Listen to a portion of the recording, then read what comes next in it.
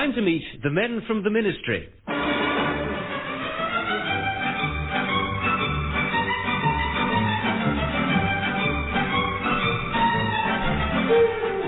We're off for another canter down the corridors of power with Norma Ronald, Ronald Baddiley, John Graham, Corinna Marlowe, and the men from the Ministry, Richard Murdoch and Deryck Guyler.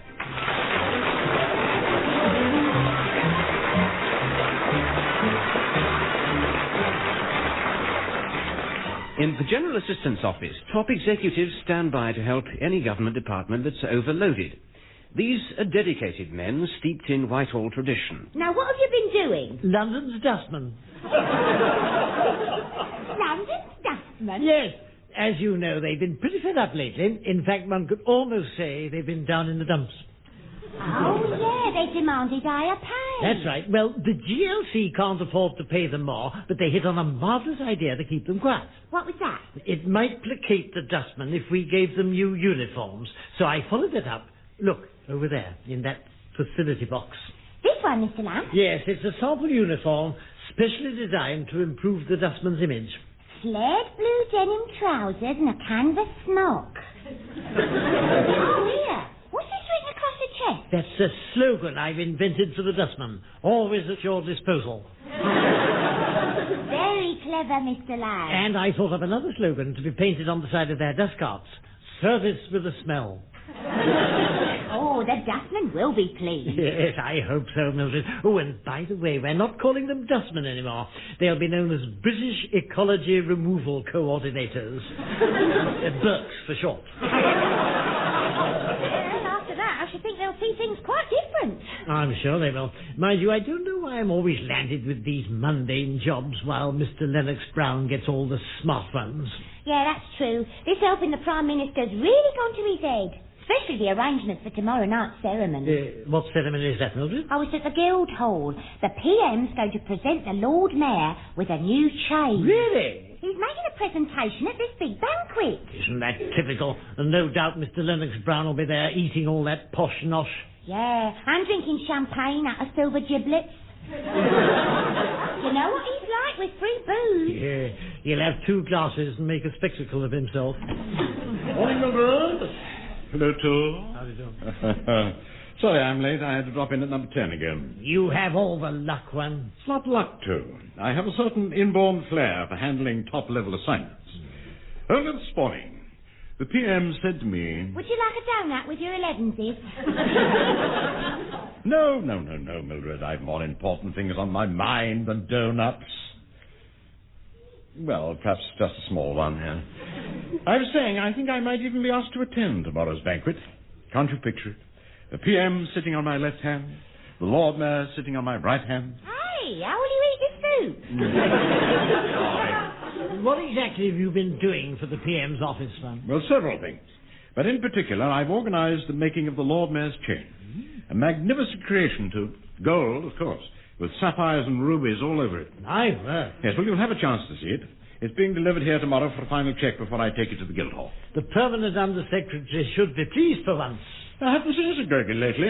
I suppose he's as busy as ever, with Miss Bentwater from the typing pool. Yeah, that's right, sir. He's trying to get her promoted. Says she's the best little typist he's ever laid his hands on. I think he's just a lecherous old fool.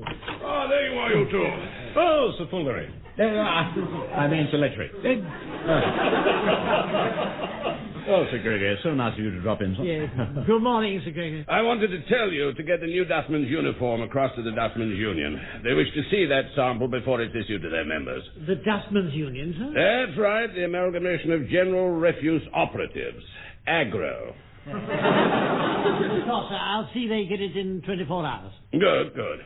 And now, if you'll be kind enough to leave the room, Miss Muffin, I want to have a man-to-man talk with Mr. Lennox Brown and Mr. Lamb. Oh, well, I never wish to protrude, I'm sure. Thank you, Miss Muffin. Shut the door, won't you? Now, we're all men of the world, what? With red blood in our veins. Are we? Well, you may be an exception. But the point is, I need your help in a matter of some delicacy. Yes. I dare say you know that I've taken an interest in young Daphne Bentwater from the typing pool. Ah. Well, tomorrow is Daphne's birthday, and I bought her a little present. Oh, very generous of you, sir. It was.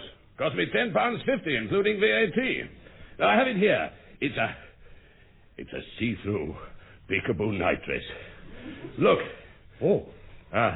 Very scanty, sir. Well, why not, eh? What? Oh, can't you imagine that saucy little minx in this, what? You're trembling. You better sit down. No, I'll be all right. I'll just take one of my tablets. Now, yes, as I was saying, I've put the night dress in a ministry box so that when she gets it, she'll think it's work. Now, imagine her face when she opens it. Oh, I'm sure it will be radiant, sir. But why exactly are you telling us all this, sir? Well, I'll tell you, Lennox Brown. I'll have to give it to Daphne in the morning. Oh. The night dress, that is. Yes. Now, she's out of town on a course all this week, except for tomorrow morning. Miss Bedford is on a course, sir? Yes, I put her up one of these executive talent spotting schemes. That girl's got something, Lamb. She has great things in front of her. Yes, I've noticed them. Well, happily, as I said, she'll be here tomorrow morning. But unhappily, so will my wife. Lady Pitkin is coming here, sir? Only briefly, I'm pleased to say. She's up in town for a BBC meeting. BBC? Not that BBC. She's chairman of a group called Bring Back the Cat. Tomorrow's their annual conference. Oh, I see. Yeah, well, she said she might drop into my office during one of their breaks. That means she'll be snooping and prying all over the place, and I don't want her finding Daphne's night dress. Ah, so you'd like us to look after it for you? Exactly. Yes. Keep it in a safe place down here. And tomorrow morning when my wife's gone, I'll collect it and take it to Daphne. Understood? Indeed, sir, yes. What the eye doesn't see, eh? Well done, both of you. I shall remember this. Oh, what an awful man. I've heard Lady Pitkin's a bit of a dragon, but I can't help feeling sorry for her. They say she once asked Sir Gregory for a mink. Did he give her one? No, he gave her a map of Canada and a gun.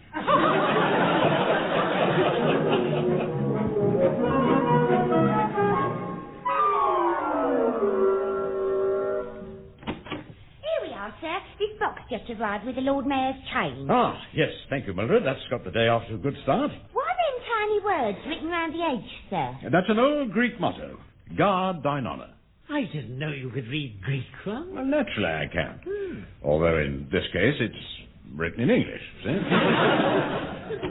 Oh, there you are, you two. Oh, good morning, sir. Oh, stop chatting, man, and listen. Oh. Now, I've had to change my plans due to this dustman problem. Oh, dear. I hear they're going slow. Yes, problems everywhere. Lord Stilton's formed a committee to deal with that huge pile of garbage at the end of Whitehall. He wants me to sit on it. A wise choice, sir. Well, he's called the first meeting this morning, which means I shan't be able to deliver Miss Bentwater's present. Miss Murphy, perhaps you'd be kind enough to take it along to her office. Oh, very well, sir. Though I doubt if she'll be in yet. Just leave the box on her desk. Oh, and put this card beside it. Yes, sir. That night dress is so right for Daphne. I felt it needed a message. I put, the moment I saw this, I thought of you. Yes. Better take a tablet, Sir Gregory. It's a pity this meeting prevents your seeing her, sir. Yeah, well, there are compensations. I shan't be here when my wife calls either. Ah. So, you're to receive her instead. Oh. Now, I've told the hall porter you'll be dealing with her. As soon as Lady Pipkin arrives, he'll send her up. He can be awfully satirical. Now, just tell her I've been summoned to the meeting. Oh, and give her this, will you? Yes, sir. She won't have had time to shop today, so I bought these at Harridge's for tonight's supper. Oh, something exotic, sir. Truffles, perhaps, and prawns in aspic. Oh, don't be silly, Lennox Brown. It's for my wife. It's a string of sausages. Now, you take them there. Yes, Sir Gregory. I'll keep them in my in tray and move them to my out tray when Lady Pitkin calls. Well, look out, man. The paper bag's bursting. Oh, yes, right. I'll put them in one of these new boxes. Right. Well, there's no time to waste. I mustn't keep Lord Stilton waiting. We're certainly doing Sir Gregory some good turns. Perhaps he'll do us a good turn and grant us that request I put in. Oh, I doubt it, too. He gave us last Boxing Day off. Anyway, Mildred, you better get that box along to Miss Bentwater's office. Ah, that sounds like Mildred now, too. Well, sir, I did as Sir Gregory said. Daphne Bentwater wasn't in, so I left his present beside her typewriter. Well done. Oh, and Lady Pitkin's just arrived, sir. Shall I ask her to come in? Oh, yes, Mildred, I'm afraid we haven't any option. Oh, I don't think I've ever met Sir Gregory's wife. I suppose she's a fearful old monster with big shoes and wire-wool knickers. That's not entirely true, Tim. Oh. She hasn't got big shoes. Ah, there you are, you two. Oh, good morning, Lady Pitkin. Now stop chattering, man, and listen. The hall porter tells me my husband isn't in. Sir Gregory has been called away, say, on urgent government business. Oh, not that old story again. You mean he sneaks off to the Stripperama Club? Don't think I don't know what the old goat gets up to. I do assure you, madam, Sir Gregory has indeed been called to a conference on a very urgent matter. Rubbish. Exactly. And he asked us to give you this. He collected it on his way to the office this morning. I see. Yes. Well, I can't waste any more time here. No. I have to return to my BBC meeting. I'm striving to bring in the cat, you know. Oh, has he been out all night? What did you say, ma'am? Take no notice of my colleague, Lady Pitkin. I'm afraid he's been overworking. Let's not enter the realms of fantasy. I know what goes on in this place. Bah! An odd woman. Do you think she was sneering or simply baring her teeth? Never mind once she's taken the sausages. I'd have thought she ate only raw meat.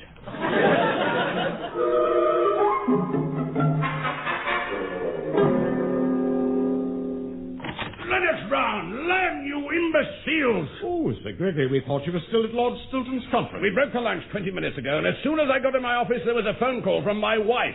She'd opened that box you handed her. Oh, good. We gave her the sausages, like you said. You did not give her the sausages. The box she took contained Miss Bentwater's see-through peekaboo nightdress. Oh, dear. Oh, Glory, Lady Pitkin must be furious. She's not furious. She's delighted. She thinks I want it for her, as a little gift. Is that bad? Not just bad, it's disastrous. She's threatening to wear it tonight, for me. Babbling on about a second honeymoon. It's a catastrophe. 30 years I've spent alienating that woman. And you undo all the good work in 5 minutes. Sorry, Sir Gregory. And not only that, we've lost Miss Bentwater's nightdress. I've wasted £10.50. Including VAT. Oh, be quiet, man. I'll have to buy another nightdress for Daphne now. Just a minute. Miss Bentwater's box was delivered, wasn't it?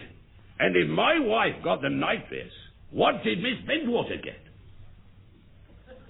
Why don't we have a nice cup of tea? Don't burp the issue, Lennox Brown. She must have got the string of sausages. String of sausages? Yes, man, a string of prime pork sausages. She'd go raving mad. She isn't Jewish, is she? No. She's got a string of sausages accompanied by my note. The moment I saw this, I thought of you.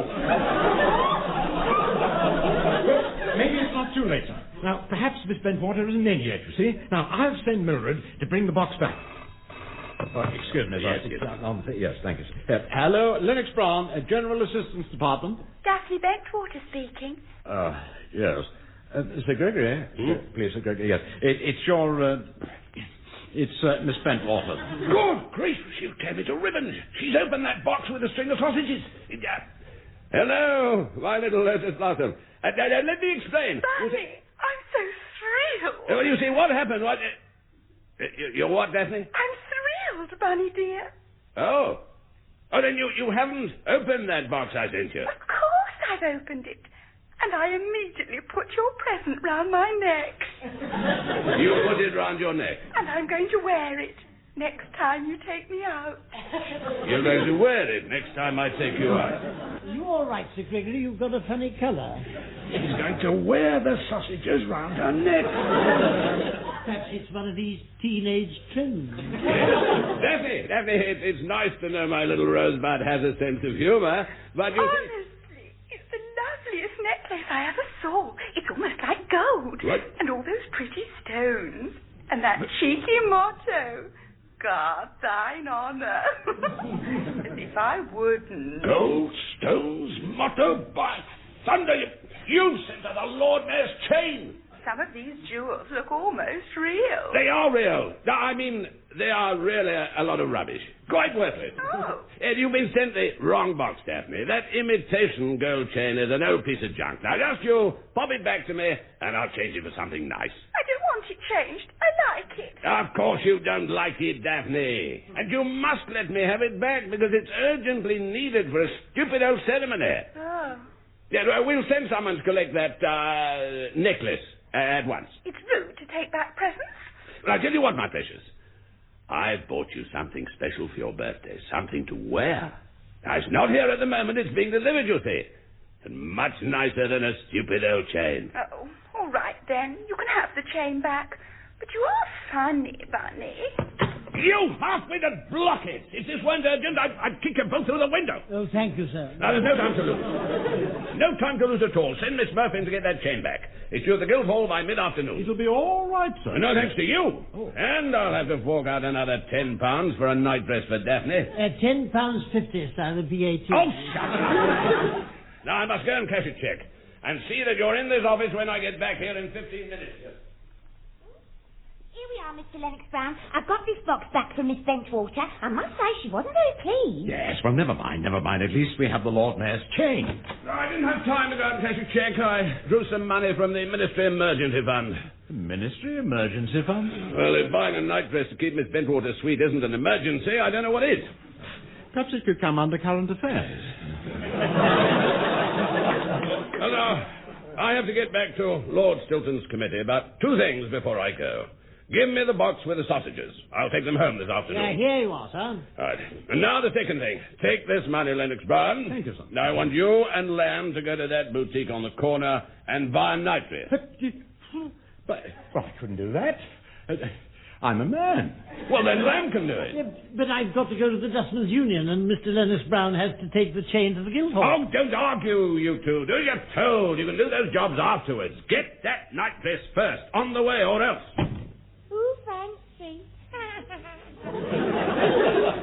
And why are you laughing, Mildred? I never thought I'd see the day when you two had to buy a see-through peekaboo night dress. No. It's a bit of a grin, isn't it?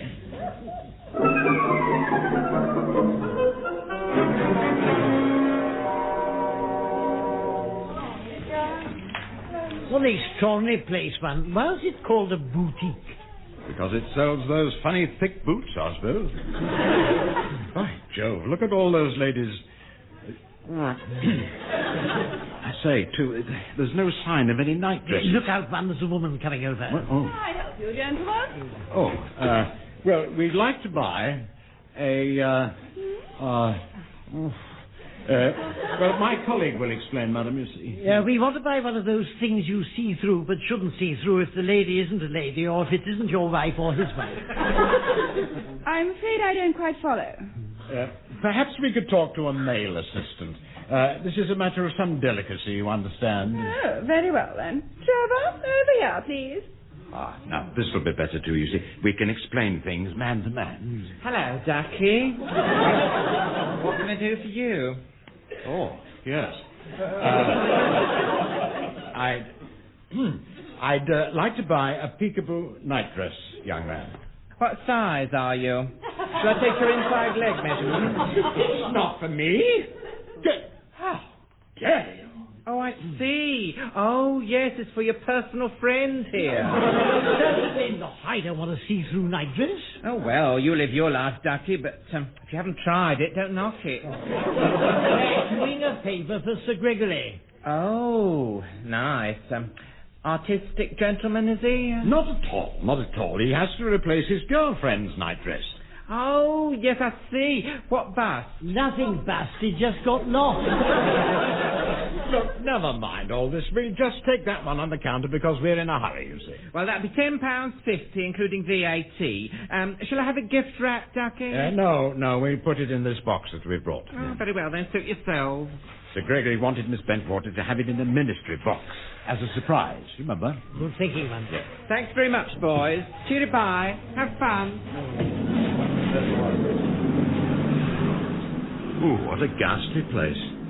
I'm glad I'm out of there, too. Well, I'm off to the Dustmen's Union. Yes, and I must get across to Guildhall with this chain. Yeah. What should we do with the nightdress? I don't want to carry it round with me. No, neither do I, too. Look, tell you what. Yeah? That boutique must have a delivery service. Pop back and have them send this box to Miss Bentwater.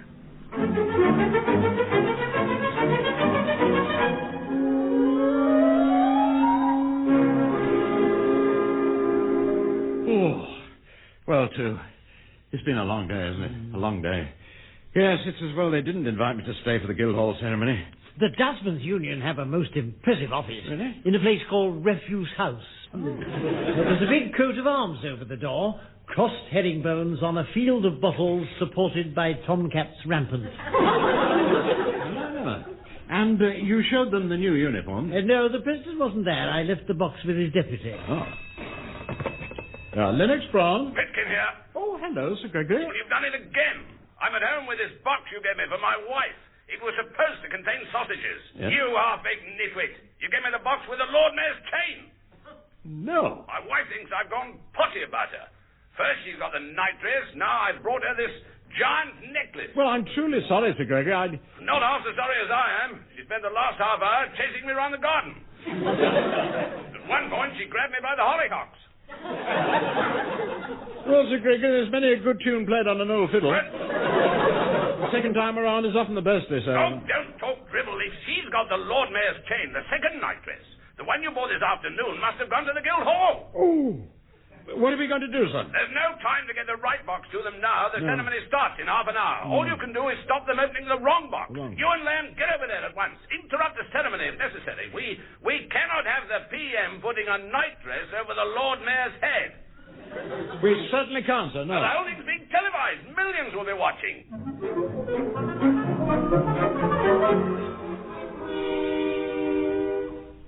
Hello, viewers. Well, as you probably gathered, this is Forth Robinson here. And I'm at the Guildhall for tonight's great ceremony, at which the Prime Minister will present the Lord Mayor with his new symbol of office. The solemn procession has arrived at the platform, led by the city's aldermen. They're in the picture now. You can see their livery. Some of the others look livery too. They say it's been the drinking.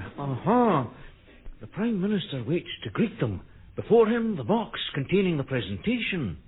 By ancient tradition, this hasn't been opened to preserve the element of surprise. My word, there's some sort of disturbance at the back of the hall. Two men are running up the aisle shouting and waving their arms.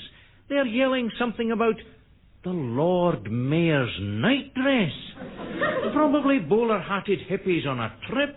Now, they've been seized by the flunkies, which must be extremely painful. They're being frog-marched from the hall.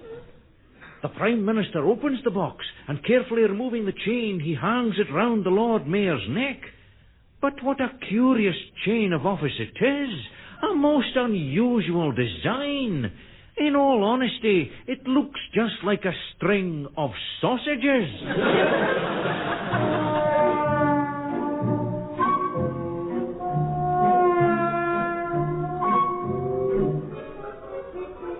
Last night's ceremony was an utter fiasco, Lennox Brown. As for you, Lamb, you're a permanent fiasco. Excuse me, sir, but have you seen this morning's paper? No, I haven't, Miss Murphy. I suppose the Lord Mayor is going to sue the lot of us.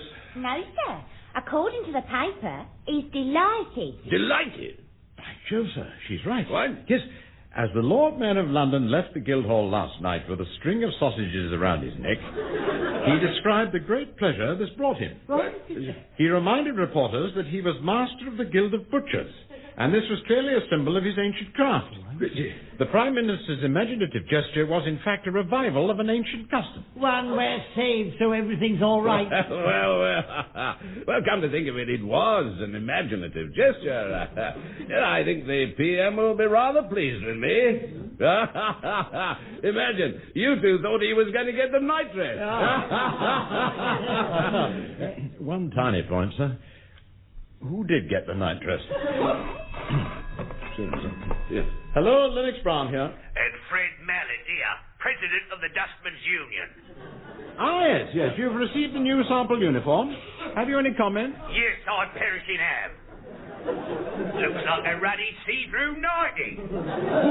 The dustman. The dustman got the 90. What? Well, we've had enough, mate. First you won't pay higher wages, now you're taking the mickey. We are coming out on strike.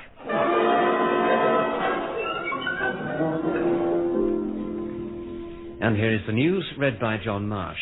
As the dustman strike enters its fourth week, there have been complaints in Parliament of mounds of refuse all over London. The Prime Minister agreed to go into them. The strike has been peaceful so far, with little picketing. The union president said today, "We're anxious to put this thing right, and it'll never get right if you picket." He added that London's dustmen deeply resented their proposed new uniform, which looked like a peekaboo nightdress. All his members refused to wear it, with the exception of an odd couple in Chelsea. The dustmen's union secretary showed reporters a letter he'd received from the ministry. This ended, "Please return to work at once. London is now full of garbage, and there's an appalling smell from your obedient servant, Richard Lamb."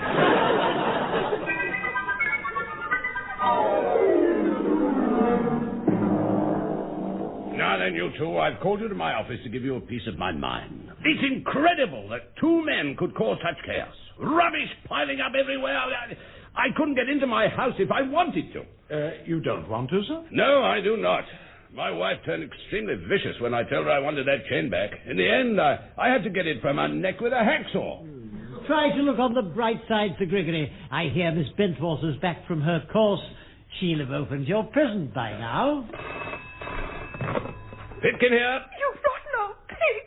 I'll kill you!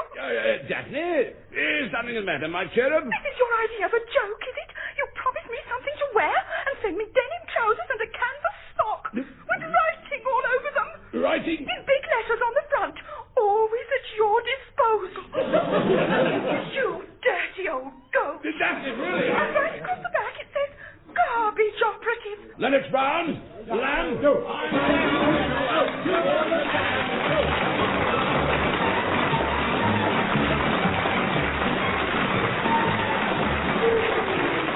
Muddling through as the men from the ministry were Richard Murdoch and Deryck Guyler. Also featured were Norma Ronald, Ronald Baddiley, John Graham and Corinna Marlowe. The programme was written by Edward Taylor and John Graham and produced by Edward Taylor.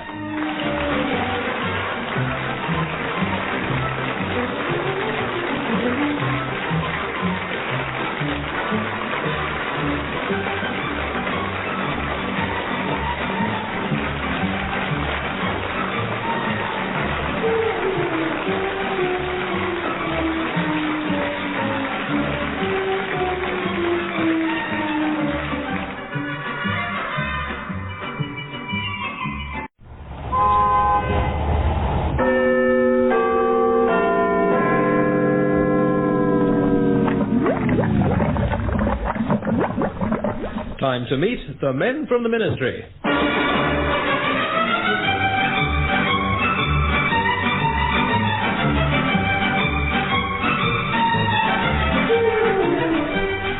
We are off for another government gamble with Norma Ronald, Ronald Baddiley, John Graham and the men from the ministry, Richard Murdoch and Deryck Guyler.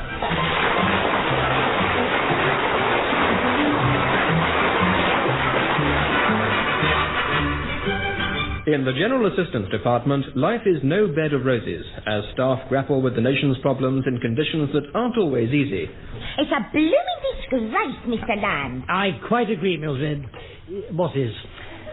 The hot water in the girls' washroom, it's just not hot. Lukewarm? It may lukewarm, but it's so lukewarm. Well, it's just as bad in the men's room, Mildred. You turn on the tap first thing in the morning and the first trickle comes through around 4 o'clock when it's time to go home. I mean, how are the girls supposed to wash her hair? Or do her smooth?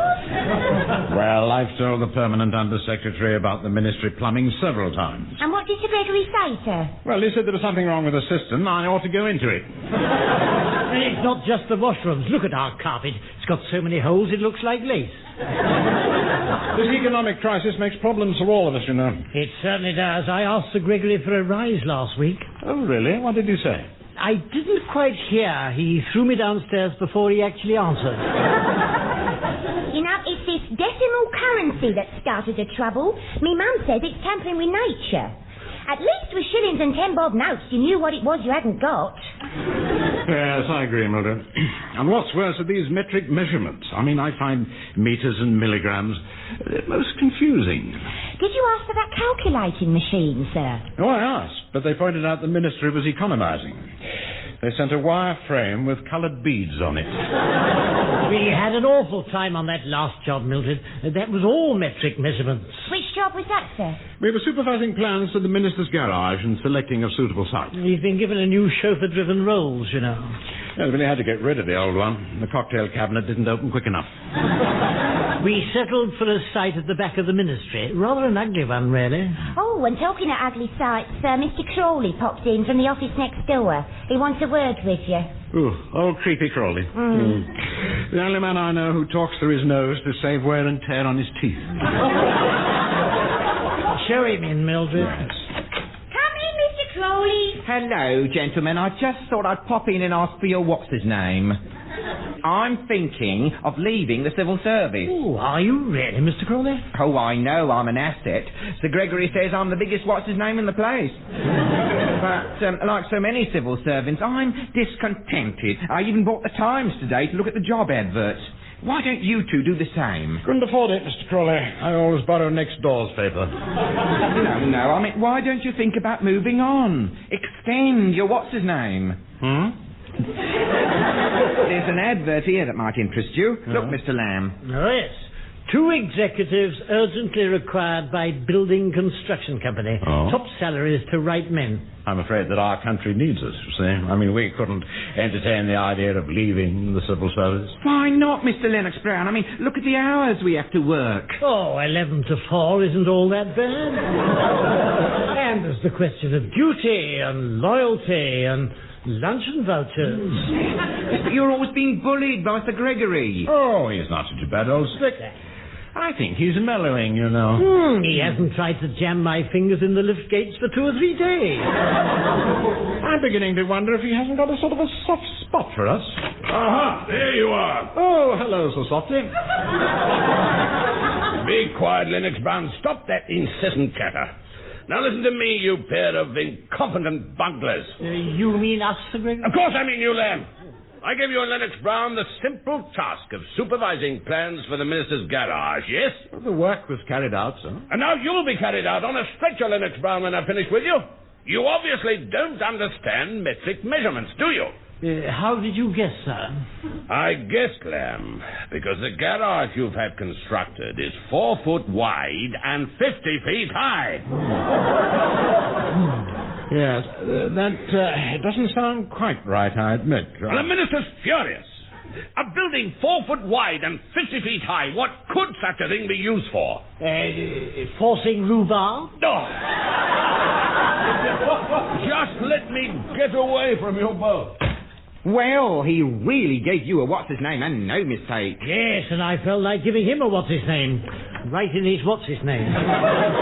Well, I don't know why we put up with that loud-mouthed tyrant for so long.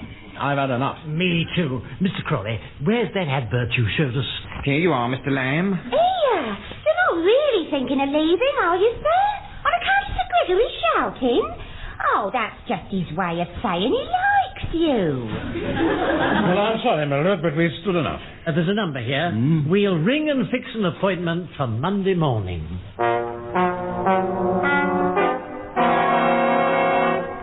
Good morning, young lady. My name's Lennox Brown, and this is my colleague here. See, this is Mr. Lamb. How do you do? We have an appointment with your managing director. Well, please take a seat in the reception area. Mr. Manners will see you in a moment. Thank you very much. My word, this place is smarter than the ministry, isn't it? Oil paintings on the walls. All we've got on our walls are the fire regulations. Oh, and that notice that says gas masks must be carried at all times. Do you know, I'd enjoy being executive here. Marble top desk, 8 Telephone. Yes, hot and cold running secretaries. Elegant lunches in the executive dining room. Much better than skate burger in the canteen. I wonder if they work weekends here. Oh, I shouldn't think so, too. These business types are always out on the golf course. My landlady's little nephew comes round on Sundays and I help him play with his bricks. Ah, yes. Now, you're waiting for Mr. Manners, aren't you? That's right. The other day we built a 15-story block of flats before tea. Oh, I'll go and see if Mr. Manners is ready for you. Ah, thank you. How kind. Enter. There are 2 applicants here, Mr. Manners. They're the civil servants who rang last week. Oh, well, thank heaven someone answered our ad. And what are they like? Well, they're not very impressive to look at. And one of them hung his hat and umbrella on our piece of abstract sculpture. Well, as no one else has turned up, I suppose I'd better see them. And appearances may be misleading. I heard one of them say he'd put up a 15-story block of flats before tea. Really? Oh, they must be a couple of whiz kids. Show them in, Fiona. Yes. Come this way, please, gentlemen.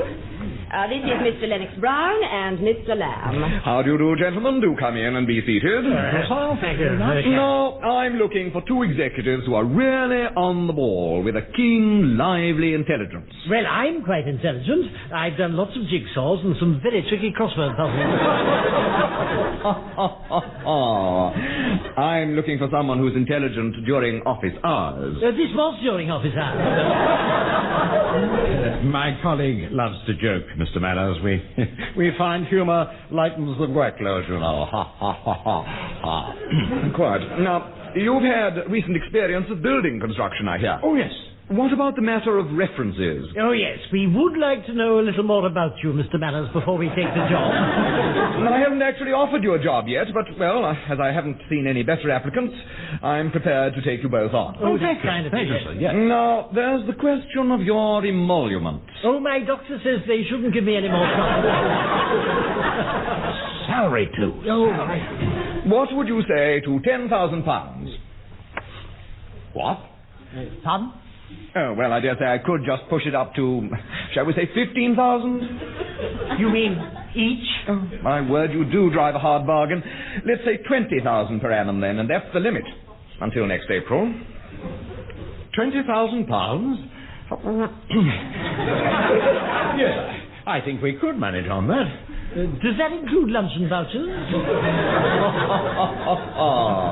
Very droll, Mr. Lamb. You can start here as soon as the ministry can spare you, gentlemen.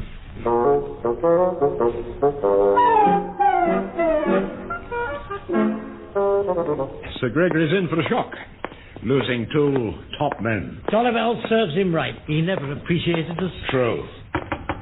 Come. Oh, good morning, Sir Gregory.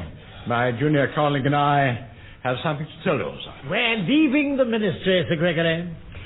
We are here, sir, to hand in our resignations. Resignations? Leaving? For good? I can't believe it. Is it true? I said he'd be sorry. This is wonderful news. Wonderful. Well, we put it in writing later today, sir. Oh, no, my dear fellow. Put it in writing now. Here's some paper, my dear chap, and please borrow my pen. Oh, thank you, sir. Just sign there. And you too, Lamb. Quick now, before you change your minds. No, don't sit down, Lennox Brown. I'm sure you're in a hurry to go. Let me open the door for you. We realize, Sir Gregory, that the ministry will require a month's notice. Normally, yes, but in your case, I'm sure we can make an exception. Let's compromise, eh? Good idea, sir. 3 weeks notice, sir? No. Let's say 5 minutes. Well, thank you, Sir Gregory. Now, I mustn't detain you. I realize you both want to get away quickly. I'll call you a taxi. No, better still, I'll call 2 taxis in case one doesn't turn up. Thank you, Sir Gregory. No, my dear fellow, don't waste time chatting with me. Be off and pack up your things. Oh, well, goodbye then, Sir Gregory. Yes, and don't think it hasn't been fun, because it hasn't. They've gone. They're gone. Who says dreams don't come true? Oh, what a beautiful morning. Oh, what a beautiful day. Ever so exciting you got this job, but I'm going to miss you both. No, we'll miss you, Mildred, but I'm going to leave you this coffee mug. I'm sorry it's cracked. Oh, never mind, sir. Whenever I see it, I'll think of you. Thank you. I've cleared out my desk, Mildred. I leave the rest for my successor. Oh, well, I dare say he'd be glad of 2 toffees and a jar of meat paste. Here, how did Sir Gregory take it, sir, when you told him you were going? You'll hardly believe this, Mildred, but in a curious way, I felt he was almost pleased. Well, he'll soon change his tune. When you're actually gone, he'll regret it. He'll be sorry, you mark my words.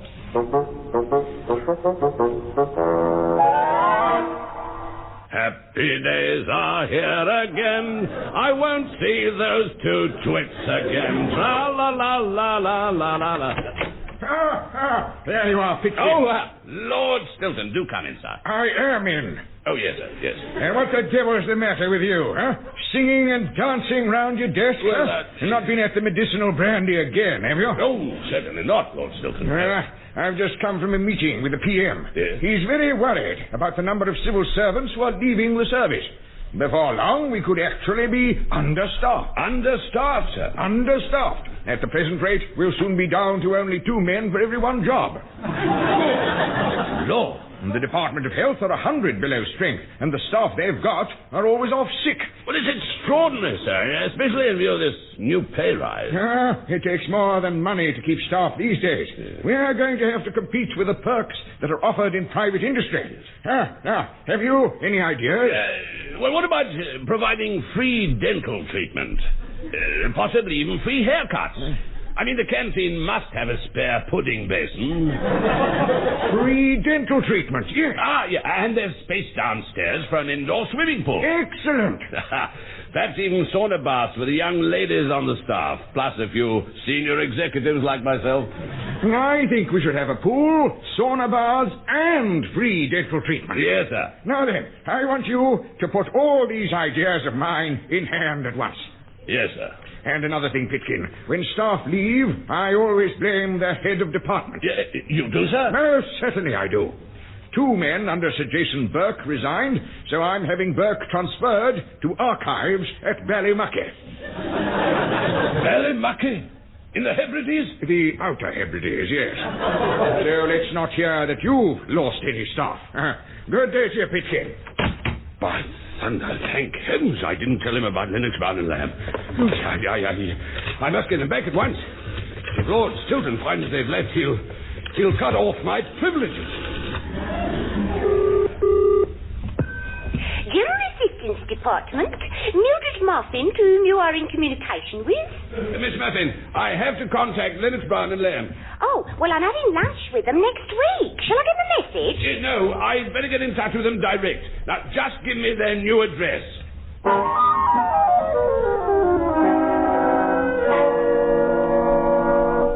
Well, Van, our first day in private industry. Isn't it exciting? Say, 10:45. Dare say some secretary will arrive shortly with our livenses. Good morning, gentlemen. Mr. Banners, how very nice to see you, son. I came in earlier, but you weren't here. No, we've only just arrived. Indeed.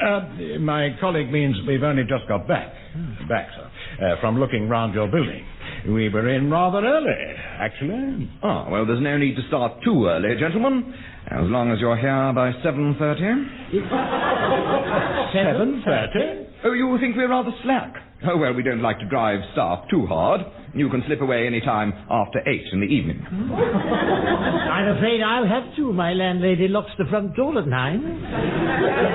And now then, gentlemen, I have a little task for you. Oh, yes, Sir Gregory. Yes, Mr. Banners. The company has to erect a semi-permanent building on Clapham Common for the annual police exhibition and display. A police exhibition?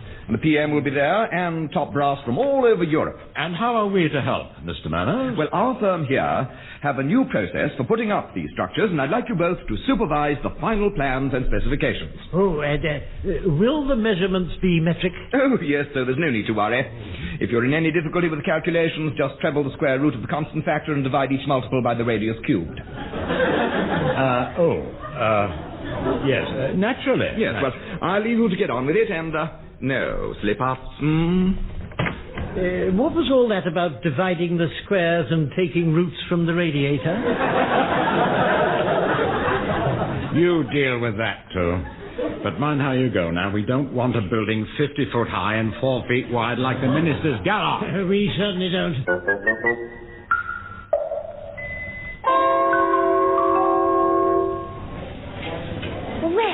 it's nice, all together again. And what a posh restaurant. Yes.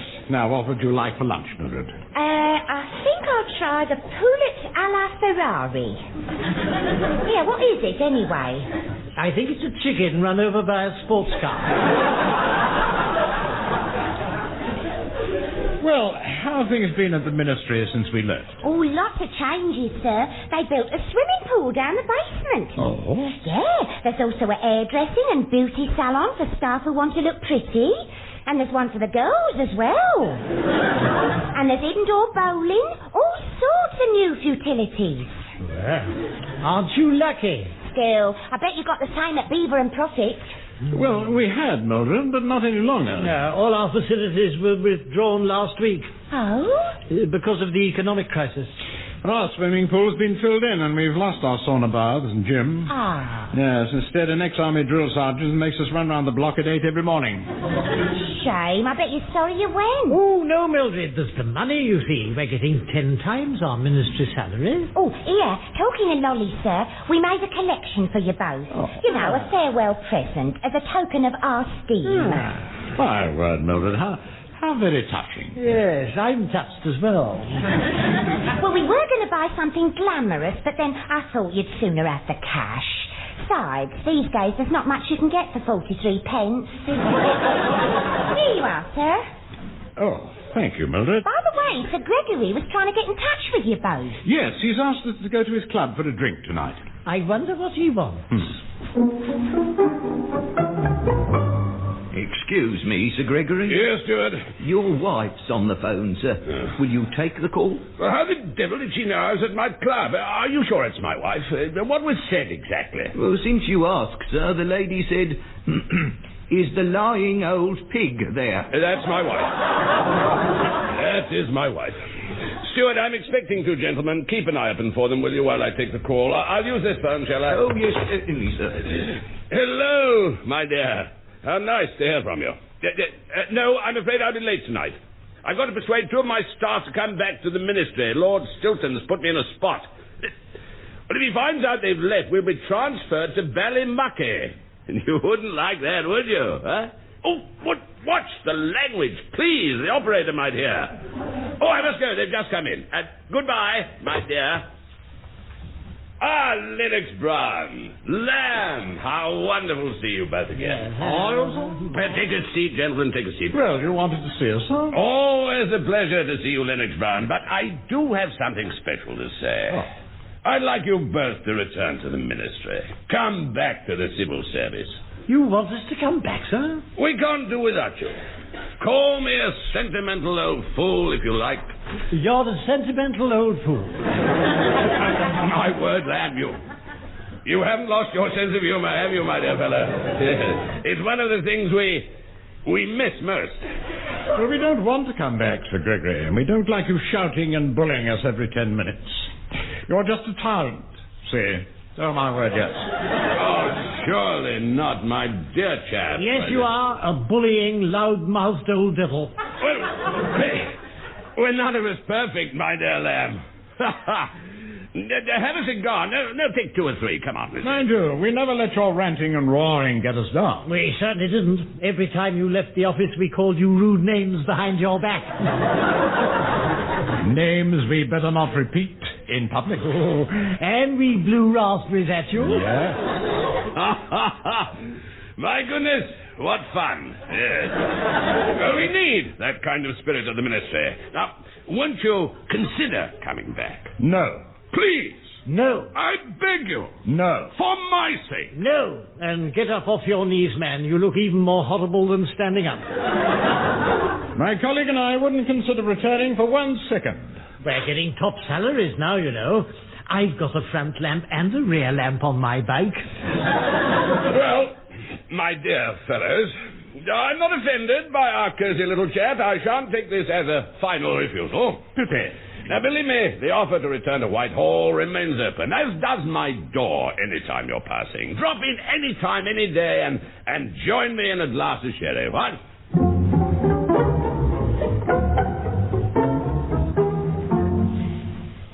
wasn't Sir Gregory strange last night? Yes, quite embarrassing the way he ran along behind our taxi waving goodbye with his hanky.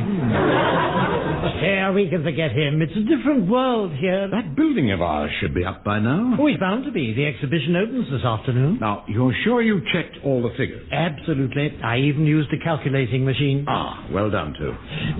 The men on the site seem impressed. The foreman rang to say he'd never seen plans like them. Well, Mr. Manners should be very pleased with us. Now then, you two. Oh, hello, Mr. Manners. Oh, how nice to see you, sir. I've just had a phone call from the police at Clapham Common. Ah, yes. No doubt they're amazed at their exhibition building. Amazed? They're speechless. They arrived to find they're required to give their display in a building 2 miles wide and 3 feet high. It's these confusing metric figures, you see. You're both sacked. Fired. Get out! Does that mean you don't want us anymore? No. Look here, Mr. Manners. We've made worse mistakes than this at the Ministry, and no one ever fired us there. You made this firm a laughingstock. Can you imagine what sort of exhibition the police will put on in a building 3 feet high?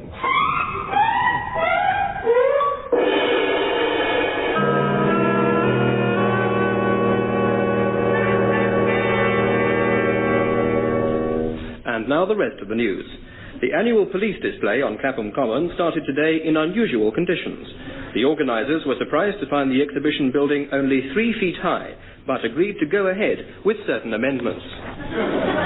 Alsatians were withdrawn from the police dog demonstration, and fleeing villains were instead brought down by Pekingese. In the gymnastics section, the high jump became the low jump, and flying squad routines were carried out by a crawling squad. VIP guests toured the exhibition on their hands and knees. Afterwards, the Prime Minister described the building as a triumph of British ingenuity. The reduced height showed that we could economise on building materials and still hold our heads low. Oh, switch it off, too. I can't take any more of it. Well, that's the end of that job one. Thank heavens we can go back to the Ministry. Sir Gregory said our jobs are always there for us. He'll welcome us with open arms.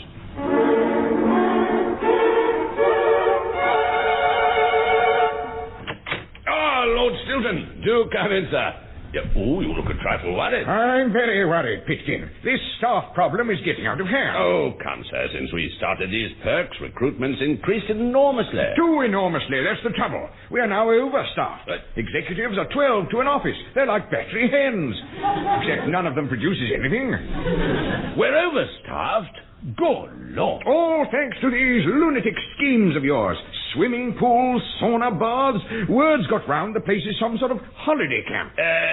Scrap the lot at once, do you hear? And another thing, Pitkin, see that no more office workers are taken on. We've got far too many, do you understand? Far too many. Ooh, stupid old goat. How dare he speak to me like that? Ooh, and there's no one around I can take it out of. Hooey, Sir Gregory, it's us. Back, my dear chap. We're returning to the civil service after all. So get out the sherry bottle. I don't believe it. You boneheaded idle layabouts. If I never saw you again, it would be too soon. Oh, stop teasing, Sir Gregory. We've left that firm. We want to work here again. If everyone in the world applied for a job in this ministry, you'd both be last in line. Anyway, there are no jobs, no executive vacancies. None, none, none. You must find us something. Yes, just give us a chance to shine, sir, and we'll shine. We have to eat, Sir Gregory. I don't agree. However, on second thoughts, yes, I might find an opening for you.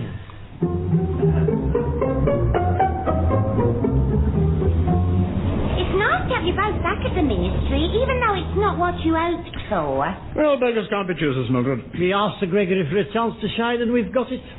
Ring out the leather, too. You do that window, I'll do this. Yeah. Put our 11s out here on the window ledge, Mildred. Yeah, righty-ho, sir, but mind how you go. Remember, you're 5 floors up. Pass the bucket, too. Oh, I say, look, there's Sir Gregory down there walking along the pavement. Here you are, one. What? Ah, two, you idiot. Look what you've done. Oh, dear, I've dropped the bucket. It's going to hit Sir Gregory. Quick! Two! Yes. Up the ladder! Give me a hand. Escape over the roof! I don't come on, all the way.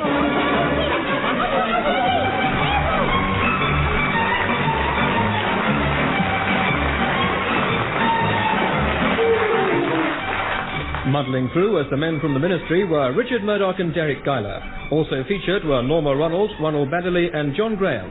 The programme was written by Edward Taylor and John Graham and produced by Edward Taylor.